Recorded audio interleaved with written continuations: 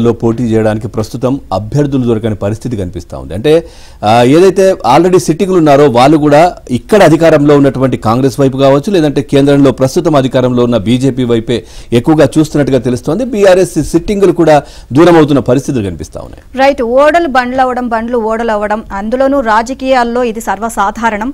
So BRS విషయంలోనూ ఇదే తేటతెల్లం అవుతోంది. సో చూద్దాం, లోక్సభ ఎన్నికల ముంగిట భారతీయ రాష్ట్ర సమితి వింత సమస్యను ఎదుర్కొంటోంది.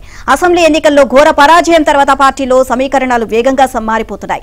పలువురు సిట్టింగ్ ఎంపీలు ఆ పార్టీ తరపున పోటీకి వెనుకంజ వేస్తున్నట్లు తెలుస్తోంది.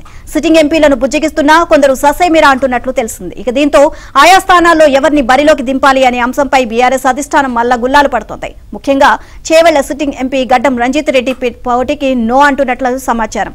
ఇక దాంతో ఆ స్థానం నుంచి కాసాని వీరేశం లేదా సవితారెడ్డి తనయుడు పటోళ్ల కార్తీక్ రెడ్డి పేర్లను కేసీఆర్ పరిశీలిస్తున్నట్లు సమాచారం.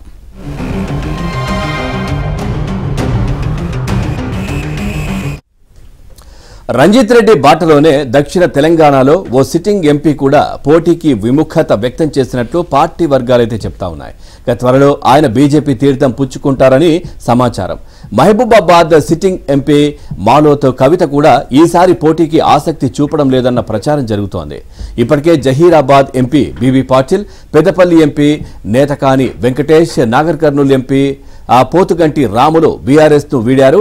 1-2 రోజుల్లో మరో 3 ఎంపీలు పార్టీకి గుడ్ బై చెప్తారనే ప్రచారం కూడా సాగుతా ఉంది.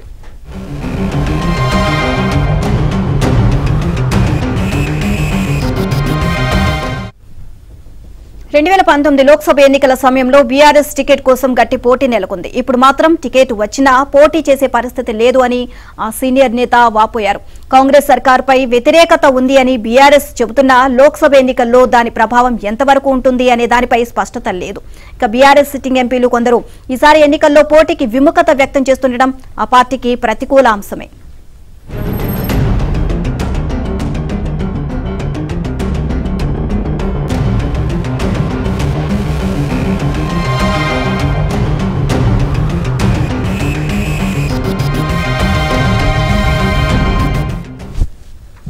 బీఆర్ఎస్ చీఫ్ కేసీఆర్ ఇవాళ పలు లోక్సభ స్థానాలకు అభ్యర్థులను ప్రకటించనున్నట్లు తెలిసింది. కరీంనగర్, పెద్దపల్లి అభ్యర్థులను నిన్ననే ఖరారు చేశారని తెలుస్తోంది.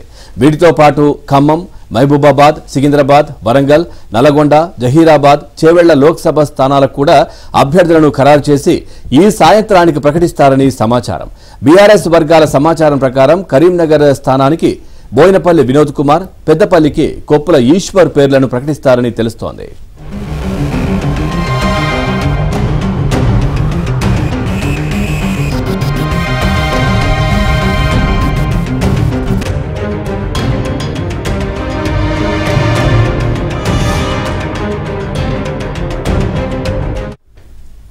ఇదే అంశానికి సంబంధించి మరిన్ని అప్డేట్స్ ముఖస్వామి నర్సింగ్రావు అడిగి తెలుసుకుందాం. నర్సింగ్ అప్డేట్స్ ఏంటి దీనికి సంబంధించి?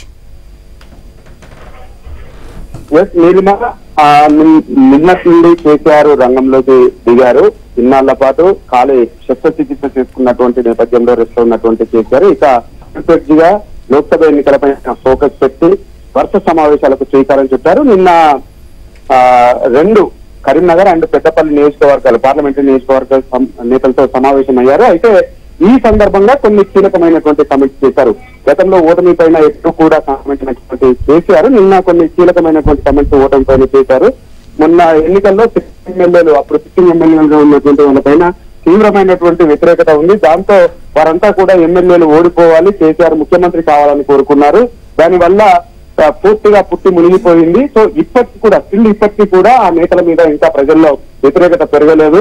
సో దాన్ని మనం పోగొట్టుకునేటువంటి ప్రయత్నం చేయాలి. కాంగ్రెస్ పార్టీ ఇప్పుడు ఇచ్చినటువంటి హామీలేంటి, విస్మరించినటువంటి హామీలేంటి అనే పైన బలంగా జనాల్లోకి తీసుకువెళ్తూ పార్లమెంటు ఎన్నికల కోసము జనాల్లోకి వెళ్ళాలి అనేటువంటి దానిపైన నిన్న సమావేశంలో దిశానిర్దేశం చేశారు.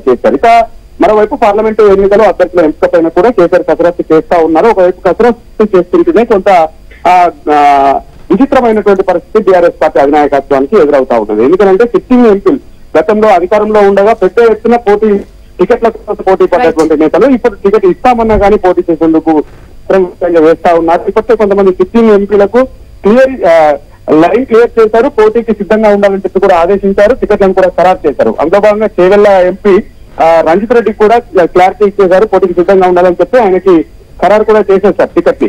కానీ ఆయన 2 రోజుల క్రితం చేశారు కలిసి తాను పోటీ చేయలేదని చెప్పి తెలిసి చెప్పినట్టుగా తెలుస్తా ఉంది. దాంతో ఇప్పుడు ఆ స్థానానికి మరో అభ్యర్థిని వెతుక్కోవాల్సినటువంటి పరిస్థితి బీఆర్ఎస్ పార్టీ అధినాయకత్వం ఏర్పడింది.